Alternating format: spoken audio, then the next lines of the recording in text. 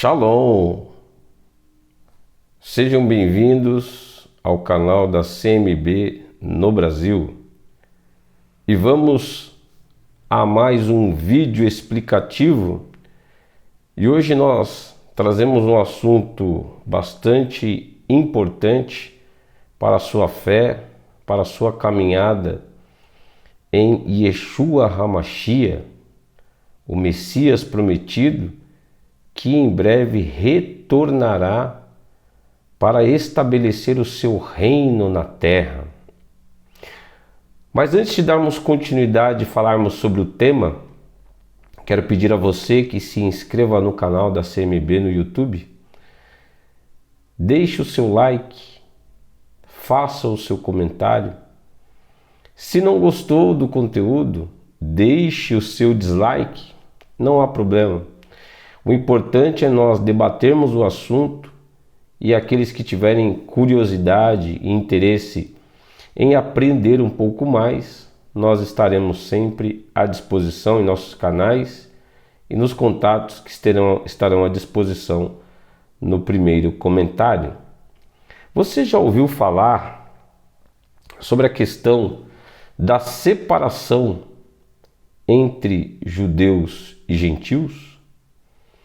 Quando nós lemos a Bíblia Sagrada, nós percebemos que o Messias Yeshua, ele fez uma obra maravilhosa, trazendo clareza para os judeus em relação à salvação para os gentios.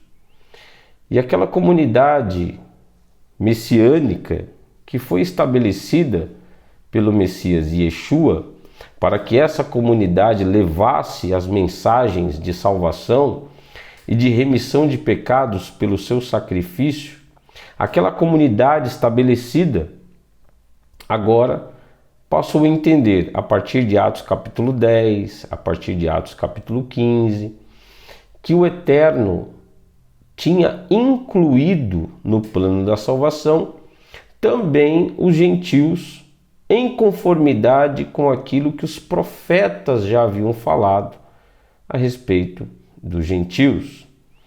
A grande discussão, quando os gentios foram revelados, vamos assim dizer, aos judeus, como também pessoas que iriam ser salvas pelo sacrifício de Yeshua, a grande questão era saber o que fazer com os gentios.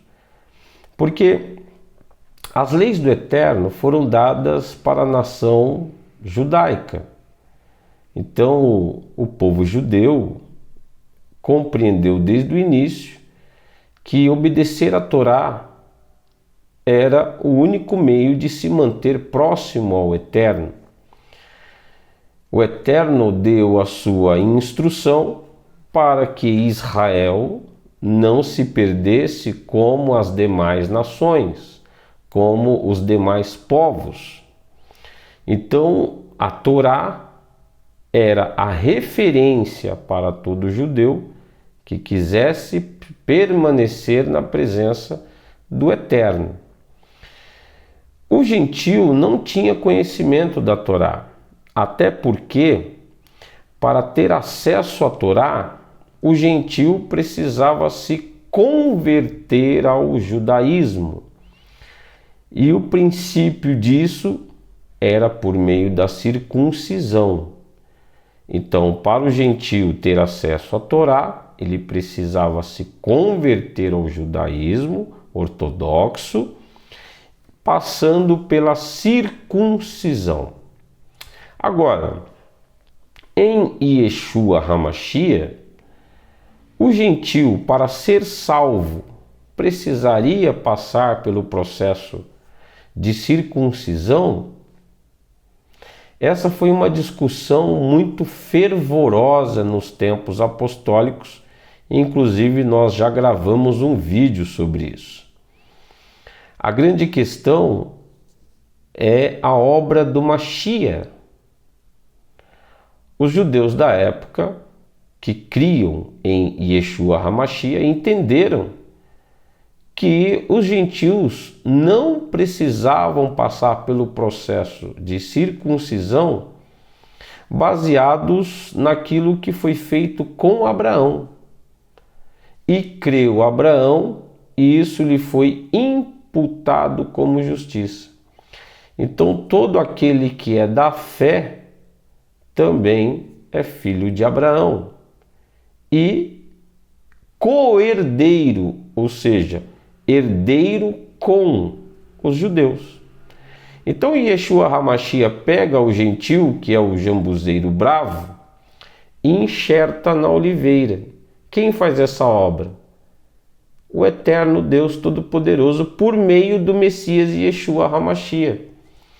Então, se os circuncidados também precisavam ser salvos em Yeshua HaMashiach, você tem o circuncidado que precisa de Yeshua para ser salvo, e você tem o incircunciso que também precisa ser salvo e vai ser salvo em Yeshua HaMashiach.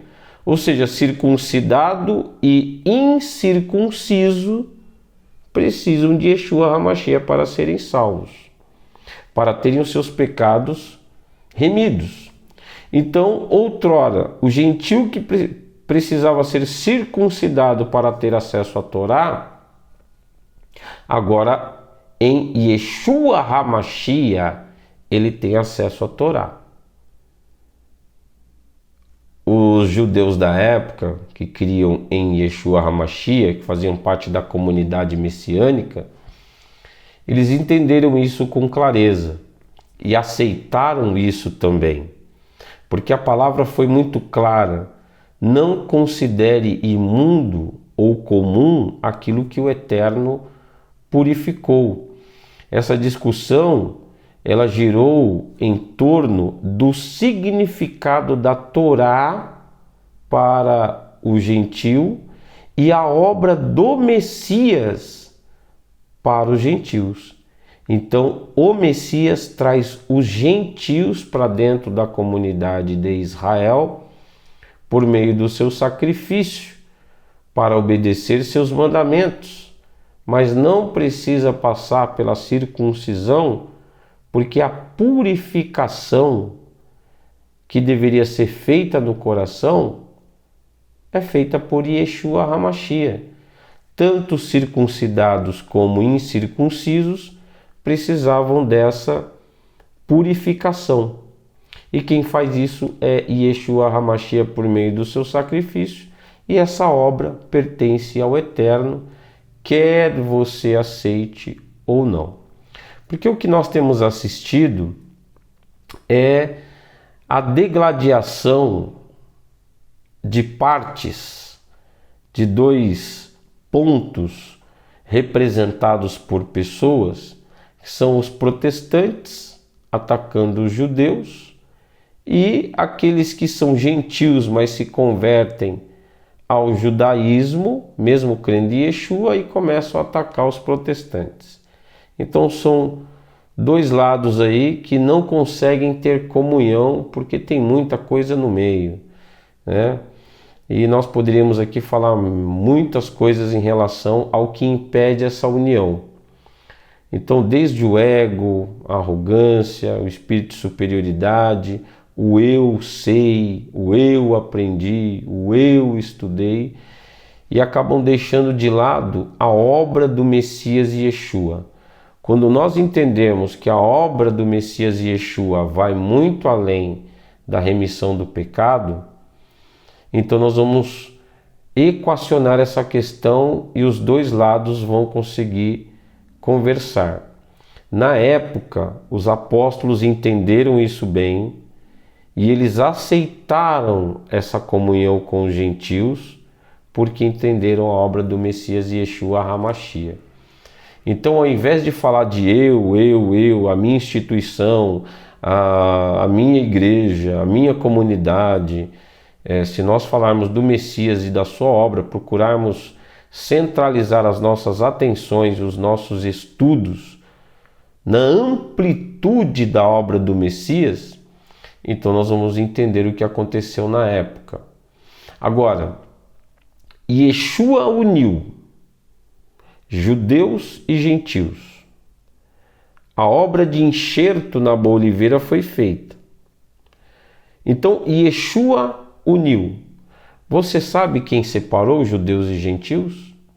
Você sabe quem foi o agente na história que realizou essa obra de separação, cujos frutos estão aí até hoje para todo lado, inclusive em grupos de WhatsApp? Sabe quem fez isso? Quem separou judeus e gentios, quem interferiu na comunidade messiânica da época, foi o Império Romano. E aqui eu queria trazer algumas informações para vocês, porque é importante dizer que nos primeiros anos, ou seja, no século I, no primeiro século, os seguidores de Yeshua eram em sua maioria judeus, isso é fato. Eles continuavam frequentando a sinagoga, iam ao templo, continuavam guardando o Shabat, as festas bíblicas. Nenhum judeu que passou a crer em Yeshua HaMashiach deixou de ser judeu. Há muitas acusações em relação ao apóstolo Paulo, também conhecido como Rabino Shaul. Dizem que ele se tornou anti-judeu. Isso não existe. Paulo era um homem zeloso e o que faltava para ele era entender a obra do Mashiach Yeshua. E ele entendeu. E quando ele entendeu, ele passou a ser zeloso por isso. Mas nunca negou a Torá, nunca negou a sua nação. Não, pelo contrário. Ele sente tristeza muitas vezes, isso ele descreve nas suas cartas, em não poder fazer mais pelos seus, para que eles pudessem compreender a obra do Mashiach. Mas como já lemos em Romanos capítulo 11, e aqui nós não estamos falando com leigos, tudo o que aconteceu, aconteceu para que os gentios fossem salvos. Foi isso que aconteceu. Foi necessário alguns não crerem para que nós gentios pudéssemos ser salvos em Yeshua HaMashiach. Então, amados, com o tempo, os gentios começaram a se juntar, atraídos pela fé no Messias. Temos as referências de Atos capítulo 10, Atos capítulo 15. Houve tensões internas sobre até que ponto os gentios deveriam observar a Torá, mas não havia uma separação total.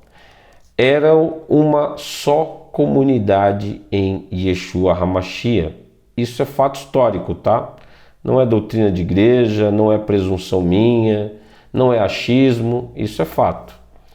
Era só uma comunidade em Yeshua HaMashiach. A partir do segundo século, após a destruição de Jerusalém, no ano 70, e da revolta de Bar Kokhba, aí já estamos no ano 132, 135, depois do Mashiach, Roma passou a perseguir severamente os judeus e tudo o que estivesse ligado a eles. E essa perseguição era tanto àqueles que criam em Yeshua HaMashiach, como também aqueles que não criam, porque o Império Romano não fazia distinção. No início não fazia essa distinção, era judeu, era perseguido. Como os seguidores de Yeshua ainda eram vistos como uma seita judaica, eles também sofreram perseguição. E aí nós temos uma comunidade de judeus e gentios que era perseguido pelo Império Romano. Então, para escapar da perseguição, muitos líderes gentios passaram a se distanciar das práticas judaicas, buscando mostrar para Roma que não eram judeus ou que não faziam parte dessa comunidade judaica. Porque o que acontece? Os gentios que foram enxertados na boa oliveira, eles passaram a observar mandamentos. Eles começaram a observar o Shabat, eles começaram a celebrar Pessah, porque a circuncisão no gentio para poder celebrar Pessah é Yeshua. Yeshua é a circuncisão do gentio.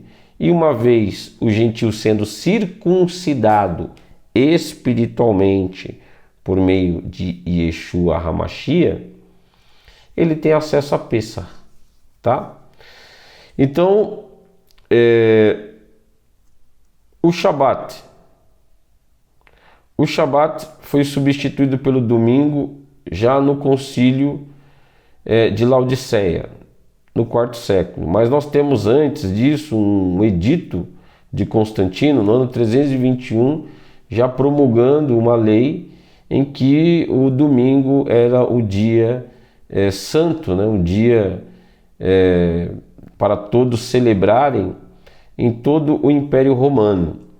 À medida que a liderança da comunidade passou para a mão de mais gentios, práticas judaicas começaram a ser abandonadas por causa de pressão do Império Romano. Uma das coisas que também foi perdendo espaço no meio dessa comunidade judaico-messiânica, no que diz respeito aos gentios, foi Pessah. A Pessah foi substituída pela Páscoa da Ressurreição, definido também já no Concílio de Nicéia. O uso do calendário judaico para festas também foi proibido, e tudo isso aqui que eu estou mencionando é fato histórico. Então você vive hoje uma vida baseada num calendário que nunca foi criado pelo Eterno. O calendário mais correto é o calendário judaico, o calendário bíblico que nós chamamos, e um calendário baseado nas fases da lua. É o mais certo, é o mais correto e é bíblico, está no Gênesis, está no primeiro livro da Torá. Então o uso do calendário judaico para festas foi proibido. Líderes como Inácio de Antioquia e Justino Mártir escreveram contra a ligação com a Torá e com Israel, reforçando a ideia de que a igreja era o novo Israel. Então todos esses personagens fizeram parte desse processo de separação entre judeus e gentios. Como havia muita pressão, e o império queria fazer o quê? Isolar os judeus para o seu lado, porque era inconcebível que um gentil ou um romano se misturasse ou fizesse parte da seita judaica. Então, o imperador Constantino declarou, isso é uma fala de Constantino, que nada em comum tenhamos com o detestável povo judeu. Concílio de Nicéia 325.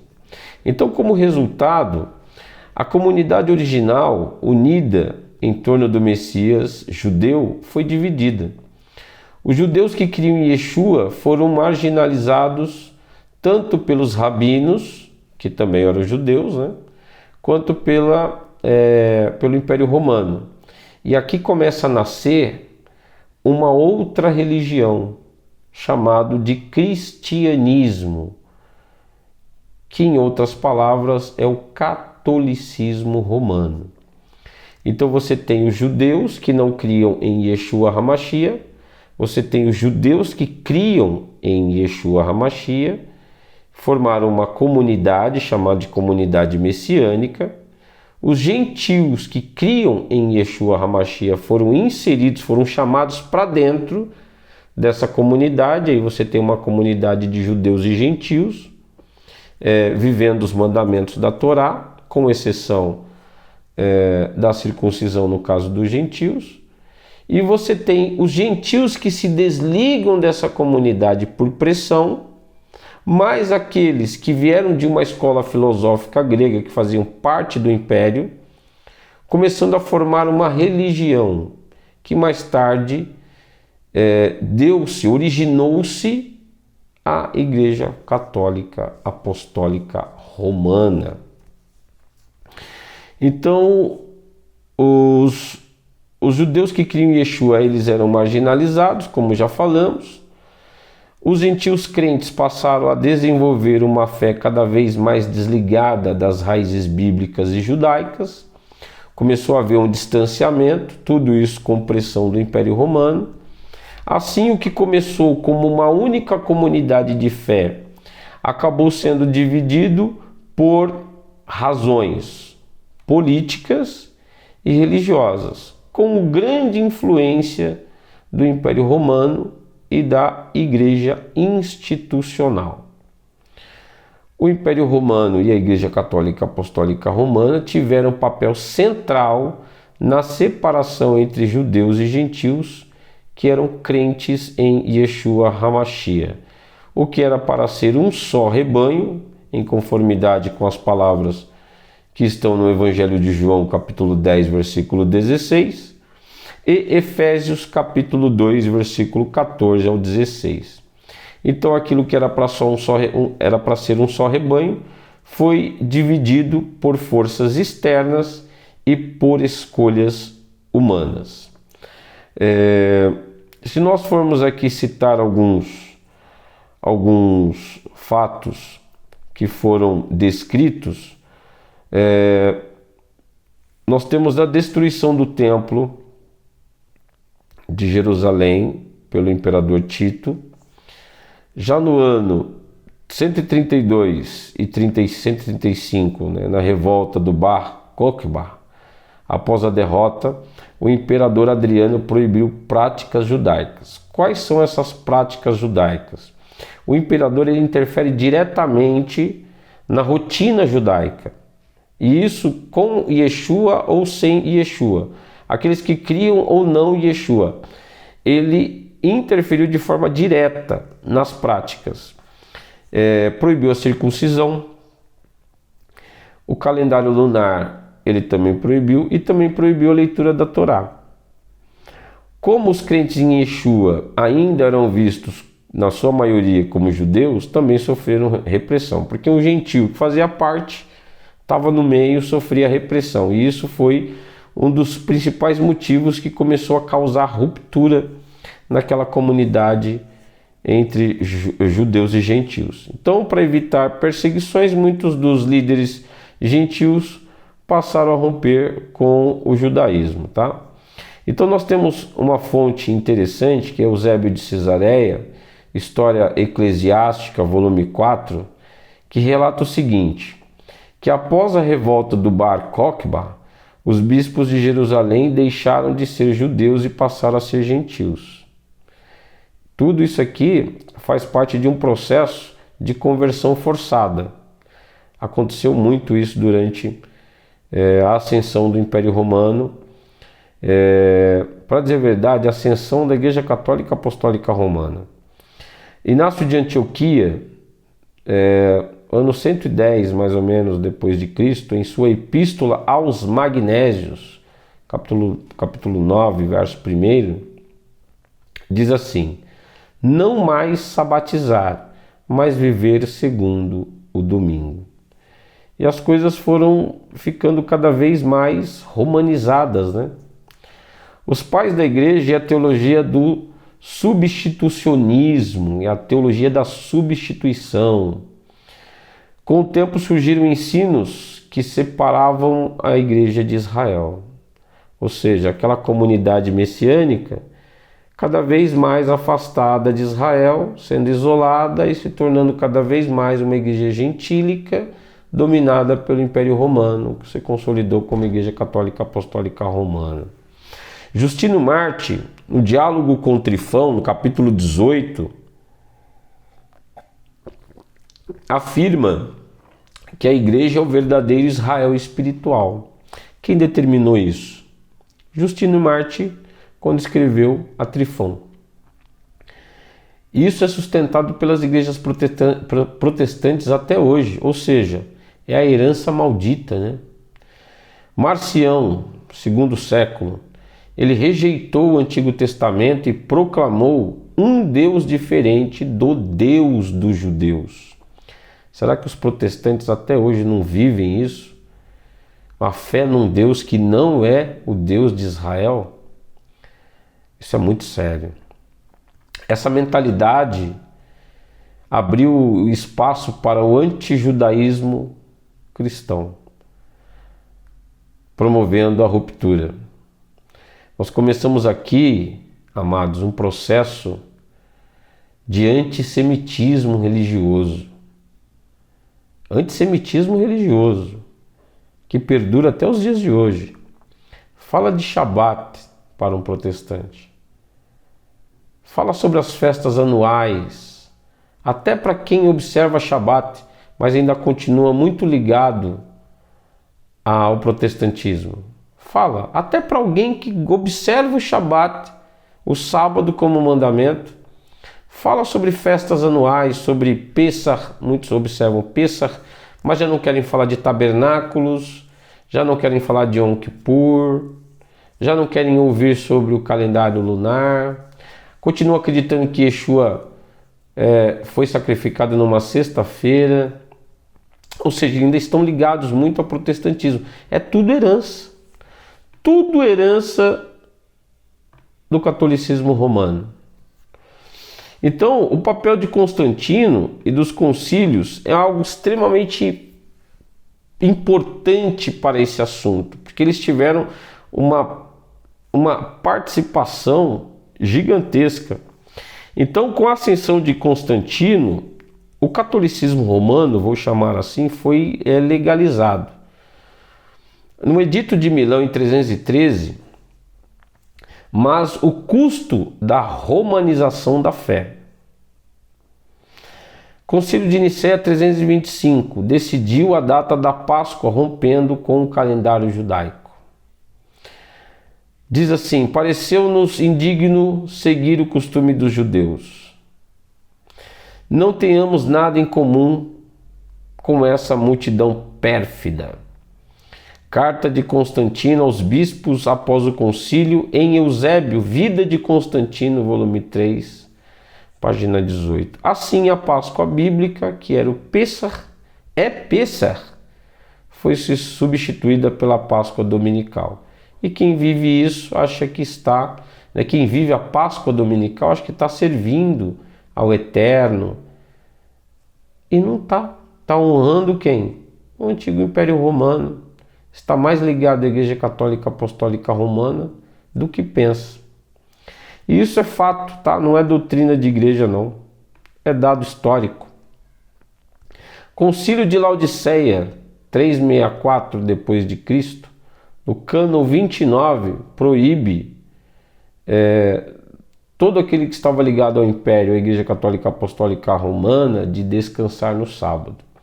O texto diz assim: os cristãos, ou os católicos, não devem judaizar e descansar no sábado, mas trabalhar nesse dia, devem honrar o domingo. Resultado: separação completa entre judeus e gentios. Quem promoveu isso? O Império Romano. Então os judeus foram deixados de lado, tanto os que não criam em Yeshua quanto os que criam em Yeshua foram marginalizados, e esses gentios que criam em Yeshua HaMashiach acabaram se tornando membros de uma instituição religiosa criada pelo Império Romano, chamada de Igreja Católica Apostólica Romana, que está aí até hoje. Em 1517, Martinho Lutero rompe com a Igreja Católica Apostólica Romana. E ele traz consigo todos os dogmas da Igreja Católica Apostólica Romana. Então o protestantismo ele é criado, é um movimento de reforma, é reforma para lá, reforma para cá, é uma instituição que não tem nada a ver, um movimento que não tem nada a ver com a Igreja Católica Apostólica Romana, mas quando você pega aquilo que o protestante observa e pega um catecismo, é a mesma coisa. A mesma coisa. Então tudo aquilo que a Igreja Católica Apostólica Romana criou de dogmas, trouxe a herança do Império Romano, o protestantismo observa. Então todo protestante, ele não adora a Deus, e isso não é, não é uma coisa tão superficial assim. Isso é muito profundo e sério. Porque às vezes achamos que estamos servindo a Deus e estamos dedicando a nossa fé a uma instituição religiosa que é conhecida nas Escrituras como a besta de Apocalipse, como a meretriz de Apocalipse 17, como quarto animal do livro de Daniel, e todas essas revelações são para o nosso conhecimento. A separação não foi ensinada pelos apóstolos, mas imposta por Roma e pela igreja institucionalizada. O Império Romano, visando unidade política, eliminou as práticas judaicas da fé em Yeshua. A Igreja Católica, ao assumir a estrutura imperial, reforçou a teologia da substituição e institucionalizou o rompimento entre judeus e gentios. Fato histórico, que é hoje doutrina e ensino teológico. Então, amados, a quantidade de pessoas que está envolvida nesse processo, ou vítimas desse processo, é gigantesca. São muitas pessoas, realmente muitas pessoas. Mas sabe o que é pior em tudo? Todas estão com a Torá, o Tanar, a Brit Hadashah em suas mãos. Se lessem mais a Bíblia, analisar o seu contexto original, porque nós estamos lidando com literatura judaica, talvez a confusão não fosse tão grande. Mas além de tudo isso, esse livro aqui, que é uma Bíblia comum, Almeida Revista Atualizada, passou por um processo de desjudaização. Você já ouviu falar isso? Em desjudaização das Escrituras? Pois é. Alguns textos foram alterados, algumas palavras foram tiradas, e nós não estamos aqui desmerecendo a Bíblia de maneira nenhuma, descredibilizando de maneira nenhuma. Porque quando nós temos interesse, nós buscamos, nós estudamos, nós pesquisamos, corremos atrás. E por falar, e por ser literatura judaica, é melhor eu ter uma Bíblia judaica, Bíblia israelita, procurar entender um pouco mais o hebraico e o contexto histórico, os fatos, para não ser ludibriado, para não ser enganado. E o engano religioso, ele se institucionalizou. E hoje as pessoas estão vivendo algo que o Eterno nunca idealizou. Então você tem condições de ter uma Bíblia israelita, ou uma Bíblia judaica, ou comprar o Tanar. Você tem a questão hebraica, você tem a questão em português, você pode consultar numa peshita.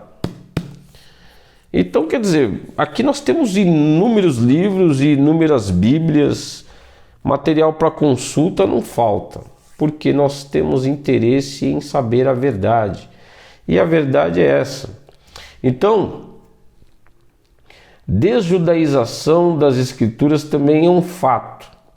Desjudaização das Escrituras é um processo pelo qual os escritos da Bíblia, especialmente a Brit Hadashah, que é chamado de Novo Testamento, foram reinterpretados, traduzidos ou adaptados para se afastarem do contexto original, que é judaico.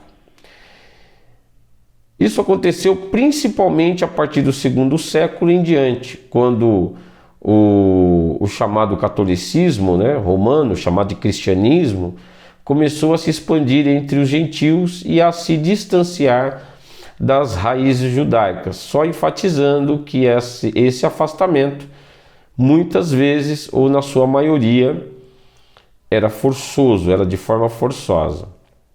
Então nós temos aqui alguns exemplos, Tradução e terminologia. Por exemplo, alguns nomes hebraicos foram helenizados ou latinizados. E aí nós temos o nome Yeshua, Jesus, Tiago. Parece que é um nome só? Pois é. Temos como Torá, ou melhor, termos como Torá, foram traduzidos como lei, o que carregou uma conotação negativa em vez de instrução ou ensinamento. Você vai pegar aí vários textos da Bíblia Ferreira de Almeida em que está escrito lei. Se estivesse escrito Torá, você ia se perguntar o que é Torá? O que é Torá? Você ia pesquisar e você ia ser conduzido ao contexto original. Ou seja, você iria se aproximar do judaísmo. Mas como não é interesse da Igreja Católica Apostólica Romana que você se aproxime do judaísmo, que você cometa, o interesse dela é que você cometa o antissemitismo religioso, as coisas foram deixadas dessa maneira. As mudanças das festas nós já falamos. Pêssar, que era celebrada uma vez ao ano, no dia 14 de Aviv, passou a ser celebrada em um domingo, né? Então ela foi substituída pela Páscoa cristã. Easter, em inglês, reinterpretada no Concílio de Nicéia, ligando-a ou desligando-a do calendário judaico. O Shabat foi substituído pelo domingo como dia de culto oficial, e tudo isso é desjudaização da Bíblia, das Escrituras. A doutrina da substituição significa o quê? A igreja substitui o povo judeu. O povo judeu não vai ser salvo, é isso que a teologia da substituição fala. Então isso é difundida por teólogos como Justino Mártir, Tertuliano e Agostinho. Toda essa herança dos chamados pais da igreja está até os dias de hoje. Isso levou à ideia de que o Antigo Testamento era apenas uma preparação, prendendo-se o valor do judaísmo em si mesmo. Tanto que muitas pessoas dizem que o Velho Testamento foi abolido. Fico apenas com chamado novo, porque na realidade não tem novo, não tem velho, é um livro só. Eu digo assim, é um conjunto de livros somente, que na avaliação de muitos judeus, como David Stern, por exemplo, a Bíblia no seu conjunto, em todo o seu conjunto, é a Torá. E são palavras de David Stern. Então nós temos algumas alterações em manuscritos e interpretações. Eusébio de Cesareia, no século IV, diz, ou melhor, ele cita Mateus de forma diferente da atual, sem a fórmula trinitária, o que pode indicar influência posterior de debates teológicos. Então, nos textos de Eusébio, sobre Mateus 28:19, antes do concílio de Nicéia, não mencionava a fórmula batismal da Trindade. Lá, a fórmula que há nos comentários de Eusébio é batizar em meu nome, ou realizar a mikvah em meu nome. O texto que fala de Yeshua cumprindo a Torá foram reinterpretados para mostrar que a lei teria sido abolida, mesmo que o próprio Yeshua tenha dito que não veio abolir a lei ou os profetas. Está lá em Mateus capítulo 5, verso 17 a 19. Então, os escritos patrísticos, eles conotam o antissemitismo, de forma muito clara até. Justino Mártir, Diálogo com Trifão, fala isso. João Crisóstomo, também do quarto século, esse já no quarto século, escreve isso em homilias contra os judeus. Então esses textos ajudaram a consolidar a separação entre o cristianismo, que é o chamado catolicismo romano, né, e suas raízes judaicas. O cristianismo, irmãos, não é aquela comunidade judaico-messiânica. O cristianismo, esse chamado cristianismo, ele nasce dentro do Império Romano. O que nós temos é uma comunidade judaico-messiânica, onde judeus e gentios viviam unidos na fé do Mashiach Yeshua. O que nasceu depois é tudo invenção do Império Romano, incorporado pela Igreja Católica Apostólica Romana, e depois passado como herança ao protestantismo, de onde saiu todas as igrejas evangélicas que você conhece hoje. E isso também é fato histórico. Mas alguém pode perguntar ou dizer, né, pastor, mas a instituição da qual você faz parte também não saiu desse movimento? Bem, todos nós pegamos o bonde andando. Há mais de 2000 anos que esse bonde está aí na estrada. Todos nós entramos nele. Só que a questão é você saber para onde ele está indo. Porque se ele não está indo para o lugar correto, para o local adequado, para o local que você deseja, você precisa se informar. Você precisa se informar e saber se ele realmente está indo para o destino que você deseja. As informações sobre o caminho estão aqui. Aqui estão as informações sobre o caminho. Então quem tem interesse vai atrás. Sem partidarismo religioso, sem defender placa de igreja, sem defender instituição religiosa. Instituição religiosa não vai salvar ninguém. Agora, é claro que existem grupos organizados que promovem a fé para levar essa mensagem a outras pessoas. E isso é muito válido. Louvado seja o Eterno por isso. Então, a desjudaização dos escritos bíblicos e alguns acrescentos também é fato histórico. E nós precisamos estar atentos a tudo isso. Então, procure ter entre os seus livros de estudo Bíblias judaicas, Bíblias israelitas. Compre o Tanar, o Tanar completo. Enfim, procure estudar o contexto da obra do Messias na Bíblia. Qual é a amplitude da obra do Messias? E é importante dizer que aquilo que Yeshua HaMashiach uniu, o inimigo das nossas almas separou. E você ainda faz parte dessa separação? Você ainda acha que os judeus estão debaixo de maldição? Você ainda fica debatendo, desferindo palavras destruidoras ou destrutivas contra o irmão?